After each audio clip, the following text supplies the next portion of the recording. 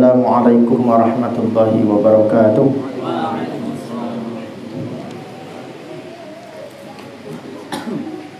Bismillahirrahmanirrahim. Nahmaduhu wa nasta'inuhu wa nastaghfiruh wa na'udzu billahi min syururi anfusina wa min sayyiati a'malina.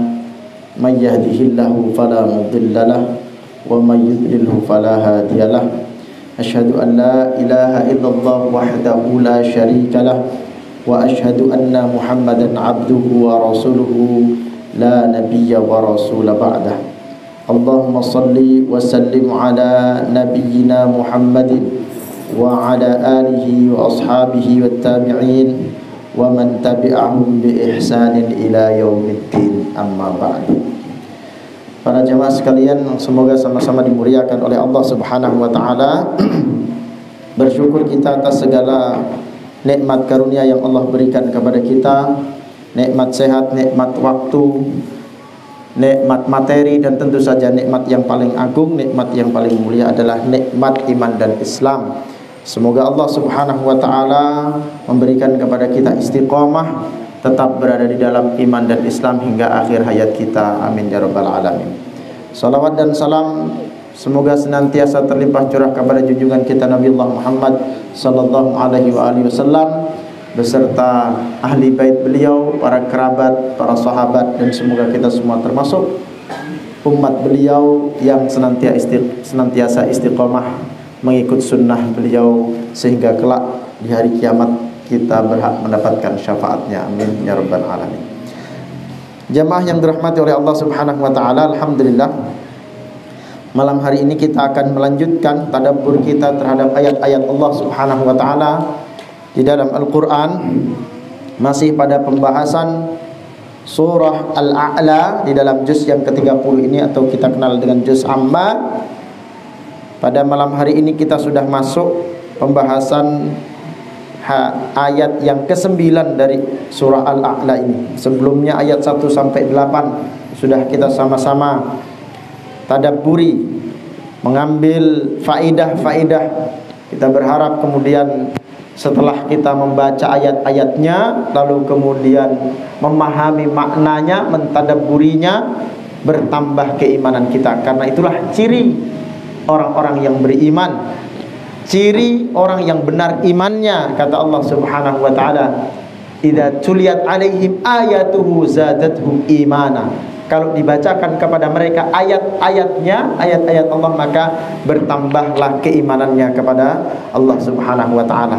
Bagaimana kemudian mengukur, bagaimana kemudian menilai tambahnya iman kita, bertambahnya iman seseorang? Al-imanu yazidu wa yanqusu, yazidu bil ta'ah wa yanqusu bil ma'siyah. Iman itu naik dan turun. Itulah i'tiqad Ahlus Sunnah wal Jamaah. Naiknya, bertambahnya iman ditandai dengan ketaatan, berkurangnya iman ditandai dengan kemaksiatan. Maka kalau kita sudah belajar Al-Quran lalu semakin taat kepada Allah, semakin sungguh kita beribadah, semakin sungguh kita meninggalkan maksiat, maka itu tanda bertambah iman kita. Tapi kalau habis ngaji, habis belajar Quran, tidak juga ada perubahan, perbaikan dalam ibadah kita, tidak semakin meningkat iman kita. Justru kadangkala ada orang semakin bertambah ilmunya, semakin tinggi, semakin tambah sombongnya, bukan bertambah ketaatannya. Ini tanda berarti kemudian Al-Quran itu tidak sampai ke dalam hatinya. Al-Quran hanya sampai pada kerongkongannya saja mungkin dia baca, akan tetapi dia kemudian tidak masukkan ke dalam hatinya sehingga tidak menambahkan keimanannya. Jamaah yang dirahmati Allah, kita masuk pada ayat yang ke-9. Sebelumnya, ayat-ayat sebelumnya kembali kita baca, Sabbihisma rabbikal a'la alladzi khalaqa fasawwa walladzi qaddara fahada walladzi akhrajal mar'a faja'alahu ghutha'an ahwa sanuqri'uka fala tansa illa ma sya'allah innahu ya'lamul jahra ma yakhfa wa nuyassiruka lil yusra. Setelah Allah Subhanahu wa taala mengingatkan kepada kita untuk senantiasa membersihkan, mensucikan Allah Subhanahu wa taala dari segala yang tak pantas, Allah mengingatkan kepada kita bahwa Allah lah Sang Maha Pencipta, menciptakan semua makhluknya, menciptakan manusia, untuk mengingatkan bahwa manusia ini adalah makhluk yang lemah dan hina. Lalu kemudian Allah Subhanahu wa taala menjelaskan bahwasannya Al-Qur'an ini dijaga oleh Allah Subhanahu wa taala. Tidak akan lupa.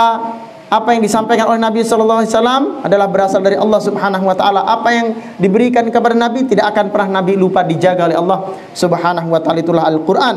Wa nuyassiruka lil yusra, ayat yang terakhir, ayat yang ke-8 terakhir kita bahas yang lalu, dan akan kami mudahkan engkau pada sesuatu yang mudah, maksudnya adalah dimudahkan untuk mengikut kepada ajaran agama Islam. Kemudian ayat yang ke-9 Allah Subhanahu wa taala berfirman, fadzakir in nafa'atidz dzikra. Fadzakir, maka berilah peringatan. Berilah peringatan agar orang-orang meninggalkan kesyirikan. Ini perintah Allah Subhanahu wa taala. Fadzakir, perintah kepada Nabi sallallahu alaihi wasallam. Tentu saja ini bukan khusus kepada Nabi sallallahu alaihi wasallam, tapi juga menjadi perintah bagi kita semua. Kalau kita sudah paham keagungan Allah, kita sudah kemudian membersihkan, mensucikan Allah Subhanahu wa taala, kemudian kita sudah meyakini kebenaran Al-Qur'an, fadzakir, maka berilah peringatan. Berilah peringatan kepada siapa? Kepada manusia. Berilah peringatan agar mereka kemudian meninggalkan kesyirikan, menjauhi kekufuran, menjauhi kemaksiatan. Fadzakir, berilah peringatan agar orang-orang kemudian, agar manusia kemudian melaksanakan ketaatan kepada Allah Subhanahu wa taala, agar manusia memurnikan tauhidnya, ibadahnya kepada Allah Subhanahu wa taala. Fadzakir, berilah peringatan agar manusia melaksanakan kewajiban-kewajiban dan menjalankan kebajikan-kebajikan yang diperintahkan oleh Allah Subhanahu wa taala. Fadzakir maknanya adalah perintah agar kemudian kita menegakkan amar ma'ruf nahi munkar. Mengajak orang kepada yang ma'ruf, menyuruh orang kepada yang ma'ruf. Bukan hanya kita sudah bisa berbuat ma'ruf, bukan hanya kita beramal soleh, tapi ajak orang untuk beramal soleh. Jadi nggak soleh sendirian, tapi kemudian kita menyebarkan kesolehan ini, menyebarkan nilai-nilai tauhid, menyebarkan nilai-nilai Islam, memperingatkan orang agar kemudian meninggalkan kesyirikan. Amar ma'ruf nahi munkar, inilah yang diperintahkan oleh Allah Subhanahu wa taala. Wal takum minkum ummati yad'una ilal khair wa ya'muruna bil ma'ruf wa yanhauna 'anil munkar wa ulaika humul muflihun. Dan hendaklah ada segolongan orang, segolongan umat yang menyeru kepada yang baik, menyeru kepada kebaikan, wa ya'muruna bil ma'ruf, dan memerintahkan kepada perkara yang ma'ruf, wa yanhauna 'anil munkar, dan mereka mencegah kepada perkara yang munkar, wa ulaika humul muflihun. Itulah orang-orang yang beruntung. Jadi tidak cukup kemudian keimanan itu kita simpan sendiri. Kalau kita mau mendapatkan kemenangan, mau mendapatkan kesuksesan, tidak boleh seorang beriman itu acuh kepada keadaan sekitarnya. Yang penting saya bertauhid, kanan kiri mau syirik terserah. Yang penting saya melaksanakan amal soleh, kanan kiri mau maksiat terserah. Ya, tidak boleh kita acuh seperti itu. Karena kita nanti akan diminta pertanggungjawabannya oleh Allah Subhanahu wa taala ketika kita melihat adanya kemungkaran, ketika kita melihat adanya kemaksiatan lalu kita tidak berbuat apa-apa. Man ra'a minkum munkaran falyughayyirhu biyadihi, kata Nabi sallallahu alaihi wasallam. Siapa yang lihat perkara mungkar, maka hendaklah ia merubah dengan tangannya. Fa illam yastati' fa bilisanihi, kalau enggak mampu dengan tangannya, maka dengan lisannya. Sampaikan nasihat, sampaikan peringatan. Kalau enggak mampu juga, oh saya enggak bisa ngasih nasihat, saya enggak bisa mengingatkan orang, maka hendaklah dia merubah dengan hatinya. Bagaimana dengan hatinya? Dia ingkari. Dia mengingkari perbuatan munkar itu, perbuatan syirik itu, perbuatan kufur itu, perbuatan maksiat itu.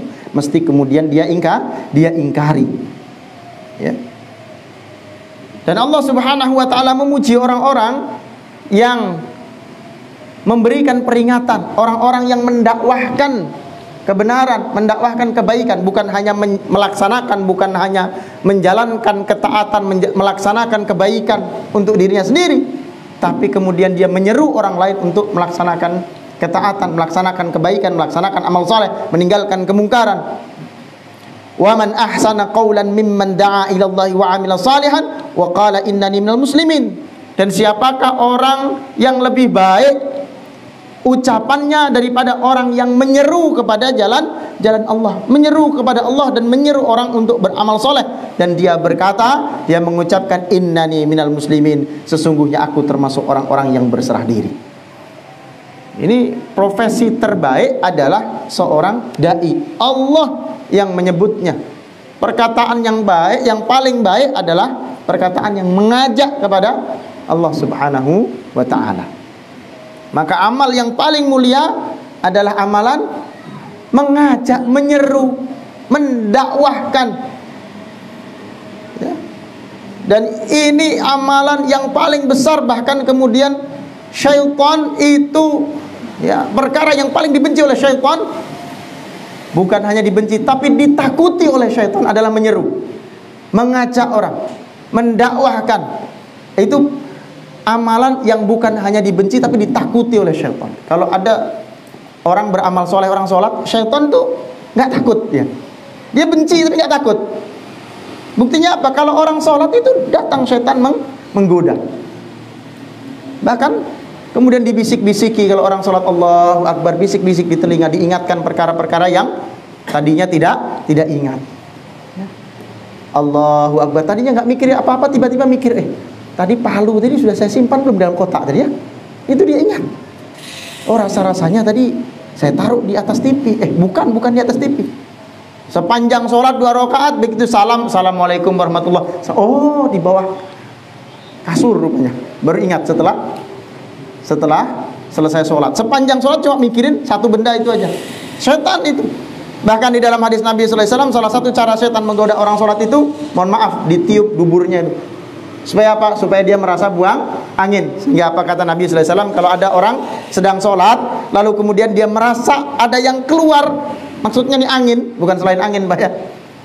Ya, kalau kelereng misalnya keluar, kayaknya sudah nggak bisa dikira-kira lagi. Kayaknya ada yang hembus-hembus nih, ya. Maka kata Nabi sallallahu alaihi wasallam, jangan batalkan sholat, lanjutkan sholatnya selama tidak mendengar suara atau mencium bau. Nah, itu aja syaratnya, suara dan bau. Jadi kalau cuma rasa-rasa aja, ya, nah itu tidak dianggap batal. Kenapa? Karena itu adalah salah satu cara syaitan menggoda. Ada yang kalau sholat Allahu Akbar, tiba-tiba, aduh, tadi waktu wudhu belum sholat nggak ada rasa-rasa mules nih. Begitu sholat Allahu Akbar, bunyi gerak-gerak di dalam perut ini, ya. Tiba-tiba kayak ada yang keluar. Itu setan kerjakan itu. Orang lagi sholat, macam-macam digoda sholat. Tapi lihat hadis Nabi sallallahu alaihi wasallam, kalau orang azan itu setan bukan cuma takut, bukan cuma benci, tapi takut. Dia kabur, dia lari. Ya. Kan di dalam hadis Nabi kalau orang azan, setan itu lari terbirit-birit, sampai Nabi sallallahu alaihi wasallam mengatakan dalam hadisnya yang sahih, saking takutnya, saking terbirit-birit lari dia sampai terkentut-kentut setan itu. Jangan tanya suara kentutnya setan kayak apa. Saya juga tidak dengar. Ya, tapi Nabi bilang setan pun terkentut-kentut saking takutnya. Selesai orang azan, balik lagi dia untuk menggoda orang sholat itu tadi. Begitu orang qomat, dia lari lagi. Dikatakan bahwa kalau setan itu mendengar azan, dia lari dan sembunyi di dalam kamar mandi, di dalam WC. Ya. Cuma kalau ada lihat kawan begitu azan Allahu Akbar, kawannya pergi ke WC dan wah, setan nih, jangan. Ya. Sembunyi dia di dalam WC. Nanti begitu orang selesai qomat, balik lagi dia menggoda orang sholat fardu. Lihat. Orang sholat dia benci, tapi dia nggak takut. Tapi orang azan bukan hanya dia benci, tapi dia takut. Kenapa? Karena di dalam azan ada seruan. Ada seruan, ada dakwah di situ. Kan di dalam sholat ada kalimat thayyibah, ya. Takbir, di dalam azan ada takbir, dalam sholat ada takbir. Berarti bukan itu yang membuat kemudian dia lari terbirit-birit. Di dalam azan ada syahadat, di dalam sholat ada juga syahadat. Ya, bahkan lebih banyak zikir itu. Tapi di dalam sholat tidak ada ajakan hayya 'alas shalah. Iya kan? Tidak ada hayya 'alas shalah. Di dalam adzan ada hayya 'alas shalah. Mari kita salat, ada ajakan, ada dakwah di situ. Benci, takut setan itu ketika orang berdakwah. Ada seruan di dalam adzan itu. Makanya dikatakan oleh Allah Subhanahu wa taala, ini adalah pekerjaan paling agung orang yang memberikan peringatan kepada orang lain, orang yang berdakwah kepada kebaikan. Tentu dakwah dalam segala bentuknya. Tapi saya nggak bisa berdakwah, Ustaz, saya nggak bisa ceramah. Jangankan ceramah, saya jadi MC aja saya nggak pernah. Pegang mic aja saya gemetar, Ustaz. Apalagi disuruh ceramah, apalagi disuruh khutbah. Gimana saya tapi ingin dapat pahala itu. Apapun yang bisa kita lakukan di dalam rangka mensupport kegiatan dakwah, bagian daripada dakwah, kita akan mendapatkan bagian sahamnya insyaallah. Fadzakir in nafa'atiz dzikra. Berilah peringatan. Jangan seperti kemudian orang-orang Yahudi yang dilaknat oleh Allah Subhanahu wa taala. Di dalam suratul Maidah ayat ke-78 sampai 79 kata Allah, lu'inal ladzina kafaru min bani Israil ala lisani Dawud wa Isa bin Maryam. Telah dilaknat orang-orang kafir dari kalangan Bani Israel, maksudnya orang-orang Yahudi, dengan lisan Nabi Daud, dengan lisan Nabi Isa alaihi salam. Dzalika bima asaw wa kanu ya'tadun. Disebabkan apa? Disebabkan mereka berbuat maksiat dan melampaui batas. Kanu la yatanahawna am munkarin fa'aluhu. Mereka itu kemudian dilaknat oleh Allah Subhanahu wa taala sebab mereka juga tidak saling mencegah kemungkaran yang mereka kerjakan. Labi sama kanu yaf'alun. Sungguh-sungguh sangat buruk apa yang telah mereka perbuat itu. Mereka tidak pernah berbuat, tidak pernah mencegah orang kepada dari perbuatan-perbuatan mungkar. Itu orang-orang Yahudi. Mereka melaksanakan amal soleh, mereka berbuat kebaikan. Di dalam ayat ini bahkan secara khusus Allah hanya menyebut perbuatan buruk mereka, tidak mencegah kepada yang mungkar. Sehingga mungkin saja mereka mengajak kepada yang ma'ruf tapi tidak memberi peringatan atas kemungkaran. Memang kalau mencegah yang ma'ruf itu agak lebih mudah ketimbang mencegah yang mungkar. Mengajak orang sholat, ayo pak sholat, itu lebih mudah daripada mencegah orang lagi main sabung ayam, orang lagi minum-minum, kita datangi untuk kita cegah kemungkaran. Itu berat, mikirnya susah itu ngajak menghentikan perbuatan mereka itu, menghentikan perbuatan mungkarnya itu ya. Nah, tapi orang mukmin kalau ingin mendapatkan kemuliaan mesti amar ma'ruf nahi munkar. Fadzakir inna fa'atiz dzikra. Dilanjutkan oleh Allah Subhanahu wa taala, inna fa'atiz dzikra, karena peringatan itu bermanfaat. Ayat ini jemaah yang dirahmati oleh Allah Subhanahu wa taala, kalimat inna fa'atiz dzikra ini ada beberapa makna, ada beberapa penafsiran di kalangan para ulama. Secara tekstual sesungguhnya makna inna fa'atiz dzikra itu maknanya adalah jika. Inna fa'atiz dzikra, jika peringatan itu bermanfaat. Ya. Secara harfiah, secara tekstual maknanya adalah jika peringatan itu memberikan manfaat. Artinya berilah peringatan jika itu bermanfaat. Ya. Dari kalimat ini, dari makna ini bisa kita pahami bahwa peringatan itu kadangkala bermanfaat, kadangkala tidak bermanfaat. Kadangkala ada manfaatnya, kadangkala tidak ada manfaatnya. Bisa bermanfaat, bisa tidak bermanfaat. Jika maknanya adalah fadzakir inna fa'atiz dzikra, berilah peringatan jika peringatan itu bermanfaat. Sebagian ulama seperti Al-Imam Ibnu Katsir di dalam kitab tafsirnya menyatakan bahwa tidak semua orang yang diberi peringatan dan nasihat apabila tidak ada manfaatnya maka tidak perlu diberi peringatan. Jadi pilih-pilih rupanya memberikan nasihat, memberikan peringatan itu. Kadang-kala ada orang yang dengan satu peringatan tertentu dia tidak mendapatkan manfaat, tidak merubah keadaan, tapi justru menjadi mudarat buat dia. Atau tidak mempan, bisa jadi tidak mempan sama sekali, misalnya begitu. Tidak ada efeknya sehingga dianggap sia-sia, misalnya seperti itu. Ya. Oleh karenanya jemaah yang dirahmati oleh Allah Subhanahu wa taala, hendaklah ya dengan ayat ini hendaklah kemudian ketika kita memberikan nasihat, ketika kita memberikan peringatan, ketika kita melakukan amar ma'ruf nahi munkar kepada siapapun, kita mesti perhatikan. Upayakan pastikan bahwa nasihat kita itu berefek baik, bermanfaat. Ya, ngefek lah begitu. Gimana caranya? Caranya adalah memastikan metode dakwah kita, metode nasihat kita dengan cara yang tepat. Dibawakan sebuah athar oleh Al-Imam Ibnu Katsir rahimahullah di dalam kitab tafsirnya, athar dari Ali bin Abi Thalib, beliau mengatakan, hadithun nasa bima ya'rifuna atuhibbuna ayyukadzdzaballahu wa rasuluh. Sampaikanlah kepada manusia, nasihatkan kepada manusia, berikan peringatan kepada manusia, tapi sesuaikan dengan akal mereka, dengan akal orang yang diberi nasihat. Jangan sampai karena kita yang salah di dalam menyampaikan nasihat, di dalam menyampaikan peringatan, justru agama ini didustakan, agama ini ditolak orang, agama ini dihina orang. Bukan karena benar agamanya, tapi karena kita yang salah di dalam menyampaikannya. Ya. Sahabat Nabi SAW yang lain, Ibnu Mas'ud radhiyallahu anhu juga pernah mengatakan, ma anta bimuhadditsin qauman haditsan la tablughuhu uquluhum illa kana li ba'dihim fitnah. Tidaklah engkau menyampaikan suatu hadis yang akal mereka tidak dapat menjangkaunya, kecuali justru itu akan menimbulkan fitnah. Ya, ada kalanya kemudian mungkin ayat Al-Quran atau hadis Nabi disampaikan kepada orang yang tidak sesuai, ya, belum bisa memahami hal itu. Apakah karena latar belakang orangnya, latar belakang pendidikan, latar belakang sosial, atau tingkat penalaran orang.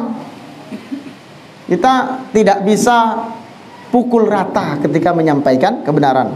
Ya, misalnya, ya, contoh bagaimana peringatan yang mungkin saja tidak bermanfaat. Kita kasih nasihat, kasih tausiah kepada orang lagi mabuk, Pak. Manfaat nggak, Pak? Nggak manfaat. Kita tahu, itu orang lagi maksiat. Memang orang lagi maksiat perlu untuk dicegah. Tapi maksiatnya lagi mabuk, tunggu selesai dia mabuk baru dikasih nasihat. Ya, atau pas baru mau mulai, sebelum dia mabuk boleh dikasih nasihat, mungkin dia masih dengar. Tapi kalau sudah mabuk, dia sama omongannya sendiri saja tidak paham. Sampai di dalam Al-Quran dikatakan jangan dekati sholat kalau lagi mabuk. Ya, la taqrabus sholat wa antum sukara. Jangan dekati sholat, maksudnya jangan melaksanakan sholat kalau lagi mabuk. Kenapa? Nggak sah sholatnya. Dia tidak sadar dengan apa yang diucapkan. Dengan ucapannya saja dia nggak sadar, apalagi dikasih nasihat. Ada orang lagi mabuk, teler, goyang-goyang, terus didatangi, assalamualaikum ya akhi, ingatlah sesungguhnya neraka Allah itu sangatlah panas. Ya, ya, nggak paham dia, ngelantur dia. Salah-salah ditawari, ayo kita minum bareng daripada di neraka mending di surga. Gitu. Ini surga nih, surga. Gitu. Masya Allah, nggak manfaat memberi nasihat kepada orang mabuk, itu contohnya. Atau misal bukan orang mabuk, bapak kasih tausiah, kasih ceramah, misalnya ustadz nih, para dai misalnya, ya, santri yang sudah senior ditugaskan berdakwah, semangat berdakwah, tolong berikan nasihat. Dia berikan nasihat pernikahan kepada anak-anak kecil yang belum balik, kira-kira manfaat nggak, Pak? Manfaat. Anak TK, assalamualaikum, beginilah caranya Allah dan Rasulnya mengajarkan untuk mendirikan atau membangun keluarga sakinah. Anak TK semua dihadapnya. Itu nasihat yang tidak bermanfaat. Jadi ada rupanya nasihat yang tidak bermanfaat. Ya, nasihat yang tidak bermanfaat.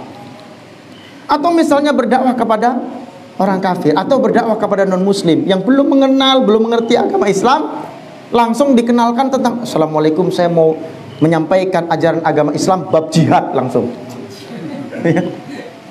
Bapak-bapak masuklah ke dalam Islam. Kenapa? Kalau dalam Islam itu ada jihad, orang jihad bisa mati syahid langsung masuk surga. Bagus, benar nggak apa yang disampaikan? Benar. Quran Sunnah yang disampaikan. tapi belum tentu diterima. Orang kaget, oh ini agama apa ini tiba-tiba ngajak perang. Akhirnya didustakan agama Islam ini. Gara-gara apa? Dia menyampaikan satu tema yang tidak sesuai dengan akal orang yang menerimanya. Ya. Oleh karena itu dakwah atau nasihat bukan sekedar benar kontennya, tapi juga benar caranya. Dalam Al-Quran Allah Subhanahu wa ta'ala berfirman, ulaikal ladzina ya'lamullahu ma fi qulubihim fa'rid anhum wa'idhum wa qul lahum fi anfusihim qawlan baligha. Mereka itu adalah orang yang sesungguhnya Allah mengetahui apa yang ada di dalam hatinya. Karena itu berpalinglah kamu dari mereka dan beri mereka nasihat, dan katakan kepada mereka, berikan nasihat kepada mereka dengan perkataan yang membekas kepada jiwanya, qaulan baligha. Nah, jadi penting juga belajar memilih kata yang tepat, belajar mengatur kalimat yang bagus sehingga kemudian menyentuh hati seseorang. Ya. Nah, jemaah yang dirahmati oleh Allah Subhanahu wa taala, memberikan kalimat atau memberikan nasihat yang membekas, yang kemudian bisa merubah keadaan seseorang, kita pilih kata-katanya, kita pilih waktunya, tentu dengan waktu yang tepat, itu akan memberikan manfaat. Ya, memberikan manfaat. Lalu bagaimana? Ya, kadang-kala kan ketika kita dinasihatkan untuk memberikan nasihat dengan cara yang membekas, dengan cara yang berkesan, dengan cara yang halus. Jangan langsung kemudian setiap orang dipukul dengan kata-kata yang menyakitkan, dengan nasihat-nasihat yang menyakitkan. Lalu ada yang mengatakan, kita ini nggak boleh pilih-pilih, pokoknya sampaikan semua. Kenapa? Qulil haqqa walau kana murran, kan? Ya, qulil haqqa wa in kana murran. Katakanlah, sampaikanlah walaupun itu pahit, misalnya begitu. Nah, pahit ini untuk siapa dulu? Maksudnya pahit itu kita menyampaikan kebenaran yang kalau kita sampaikan itu bisa jadi kemudian memberikan resiko yang tidak enak untuk kita. Pahit itu untuk kita, bukan pahit untuk yang dengar. Ya, qulil haqq walau kana murran atau wa in kana murran. Katakanlah walaupun pahit. Memang berarti kalau menyampaikan nasihat ini harus kepahitan semua orang-orang nih. Kalau dia menyampaikan nasihat terus orang gusar, orang wah nggak setuju, betul berarti saya sudah ini.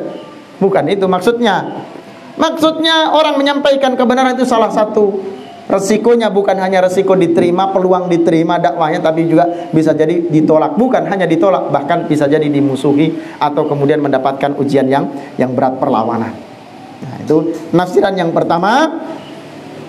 Fa inna fa'ati dzikra fadzakir inna fa'ati dzikra, berilah peringatan, inna fa'ati dzikra, jika peringatan itu bermanfaat. Makna yang kedua, kata inna fa'ati dzikra maknanya adalah jika peringatan itu kalau tadi jika peringatan itu bermanfaat, yang kedua inna fa'ati dzikra karena peringatan itu bermanfaat. Jadi bedanya yang satu mengatakan jika peringatan itu bermanfaat, penafsiran yang kedua karena nasihat itu atau peringatan itu bermanfaat. Sebagaimana dalam tafsir Al-Jalalain misalnya dikatakan, wa illam tanfa wa naf'uha li ba'din wa adamun naf'i li ba'din akhar. Artinya sampaikan saja peringatan itu, dakwah itu kepada siapa saja, kepada semua orang. Kalaupun ada yang menolak, pasti ada saja yang menerima. Ya. Apa dalilnya? Contohnya misalnya Nabi Musa diperintahkan untuk berdakwah kepada Fir'aun yang sudah jelas-jelas bebal. Kalau melihat track recordnya si Fir'aun ini, kayaknya udah nggak manfaat lagi ini dikasih nasihat ini. Ya, bagaimana tidak?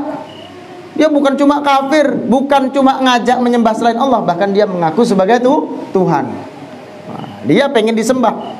Masa orang sudah ngaku sebagai Tuhan dinasehati? Wah, bebal, sudah berat sudah ini. Nggak ada manfaatnya. Aduh, sia-sia saja. Nah, ini bukti bahwa kasihkan aja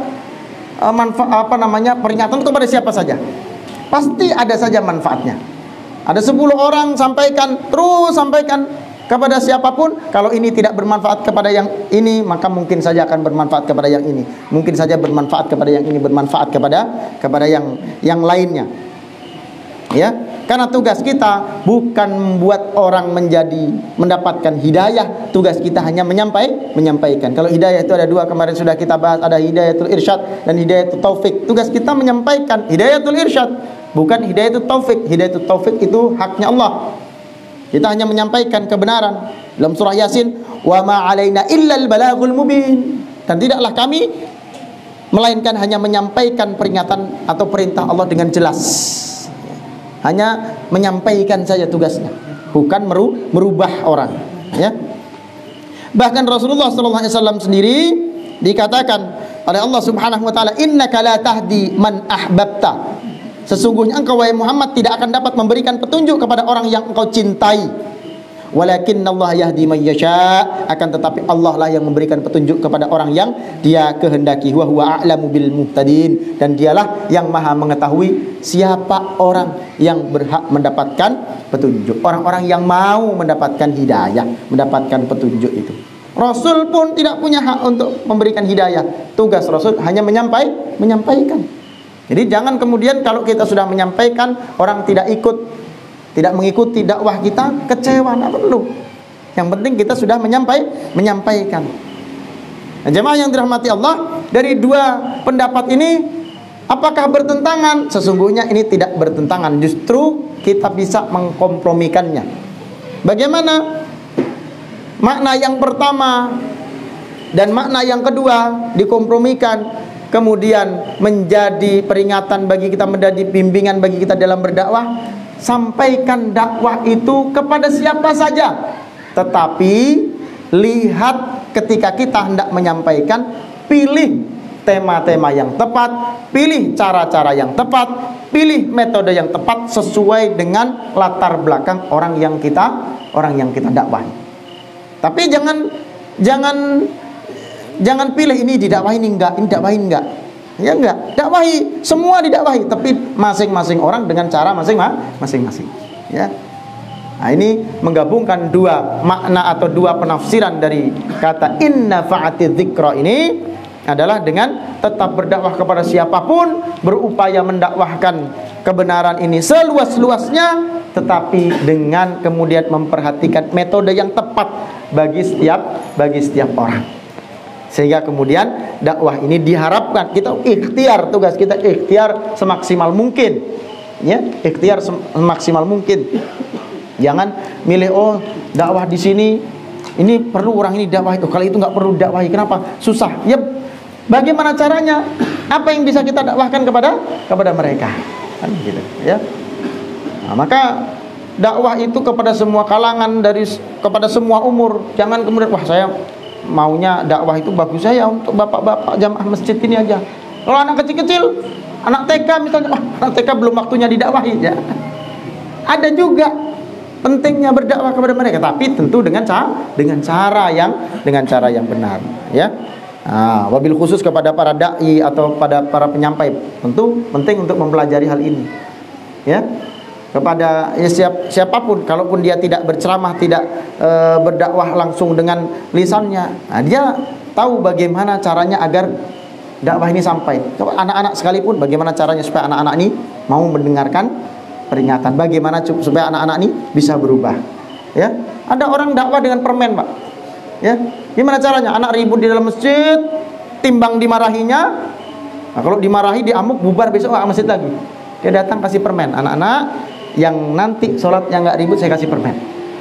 Jadi selesai sholat dikasih permen, dibagi permen. Oh, Masya Allah, senang mereka. Besok semangat, panggilnya teman-temannya. Mulai berhitung, waduh kalau lama-lama penuh masjid bangkrut juga gitu. Nah, tapi itu bagian cara berdakwah kepada anak-anak. Itu bisa berlaku pada anak-anak. Kepada bapak-bapak nggak mungkin juga, Pak Koko kalau ke masjid lagi saya kasih permen. Nggak bisa, nggak laku itu. Nah, itu dakwah, nggak harus ramah. Nah, tapi kalaupun minta untuk ceramah, ya perlu juga, walaupun tidak semua orang mampu misalnya, perlu juga belajar berdakwah atau berceramah kepada anak-anak ini. Saya belajar karena pengalaman. Beberapa kali saya, kalau kata orang sekarang, kena prank, Pak. Diundang, Ustadz ngisi pengajian di sini ya. Oh iya, siap, insyaallah. Ya, karena saya kenal orang yang meminta ini pernah ikut kajian. Oh, berarti teman-temannya ini gitu.